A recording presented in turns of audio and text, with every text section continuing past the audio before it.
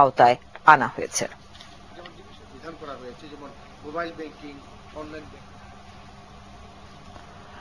প্রধানমন্ত্রীর ছেলে তথ্য প্রযুক্তিবিদ সজীব ওয়াজেদ জয় বলেছেন, বাংলাদেশে তথ্য প্রযুক্তি খাতে উন্নয়নের বর্তমান ধারা অব্যাহত থাকলে অদূর ভবিষ্যতে বর্তমান বাজার দখলকারীদের ছাড়িয়ে যাবে বাংলাদেশ।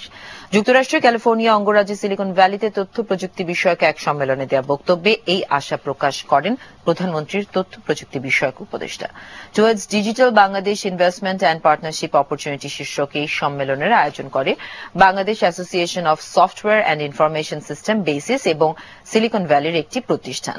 সম্মেলনে বাংলাদেশে তথ্য প্রযুক্তি খাতের সম্ভাবনার কথা বিদেশি বিনিয়োগকারীদের কাছে তুলে ধরেন তথ্য ও যোগাযোগ প্রযুক্তি প্রতিমন্ত্রী জুনায়েদ আহমেদ পলক। সম্মেলনে প্রযুক্তি খাতে বিনিয়োগকারীদের বাংলাদেশে বিনিয়োগে আহ্বান জানিয়ে সজীব ওয়াজেদ জয় বলেন, 5 বছর আগে এই খাতে আয় ছিল মাত্র $25 মিলিয়ন, যা বর্তমানে $125 মিলিয়ন দাঁড়িয়েছে।